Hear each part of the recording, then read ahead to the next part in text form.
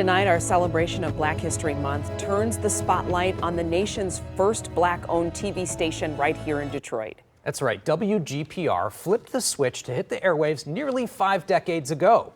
An historic moment that blazed a trail of endless possibilities in broadcasting. Tonight, we are proud to be hosting a digital roundtable from WGPR. Our Dave Llewellyn is there now live with a preview. Good evening, Dave.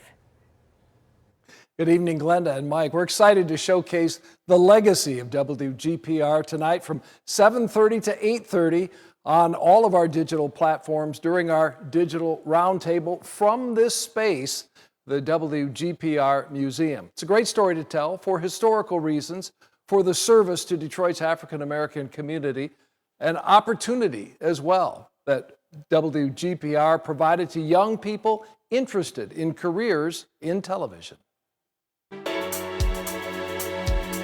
WGPR's history dates back 50 years. That's when William Banks and a colleague attended a White House dinner, pressing then-President Richard Nixon during the evening for a broadcast license in Detroit. Channel 62 was becoming available. They made a pitch for it. President Nixon made sure that they talked to the right people to get the license. Joe Spencer, a longtime WGPR employee, guided me through the station's history in museum space that originally served as the station's primary studio. On September 29, 1975, WGPR went on the air as the nation's first African-American owned and operated television station. We are now recognized as a national historic site as well as a Michigan historic site.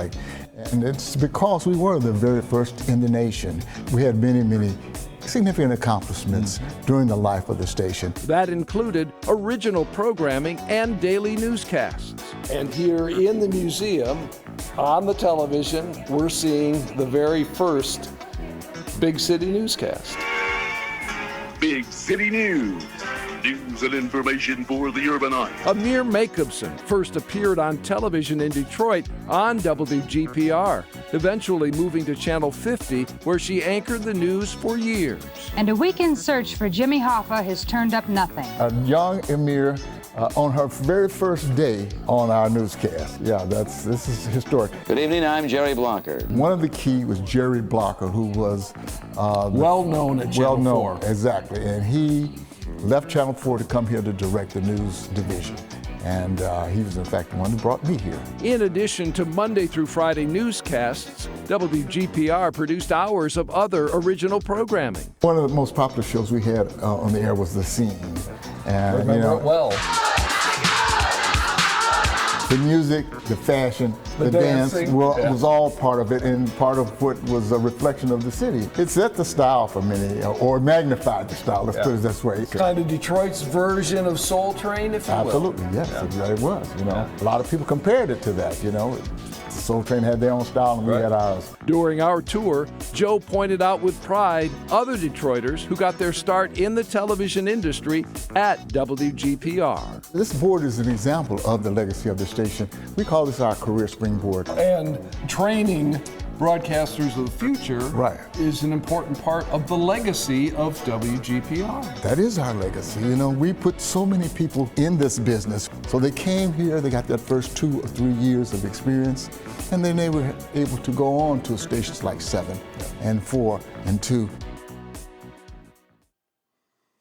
It's a tremendous legacy. The museum is open Saturdays from 11 a.m. to 4 p.m. and it's free to check out all the great exhibits here. It's an all-volunteer organization making this happen and moving forward. Part of the mission is to offer training for 12 to 18-year-olds in the city of Detroit interested in broadcasting and the media arts. And we're really looking forward to telling more of the story here in less than 90 minutes now on our digital roundtable. Glenda, Mike?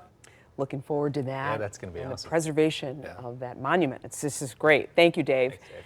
Don't forget, Dave mentioned that roundtable looking at the history of WGPR being live streamed tonight from 7:30 to 8:30. And you can watch it on all of our platforms, including WXYZ.com, Facebook, YouTube, and devices like Roku, Amazon, Fire TV, Apple TV, and more.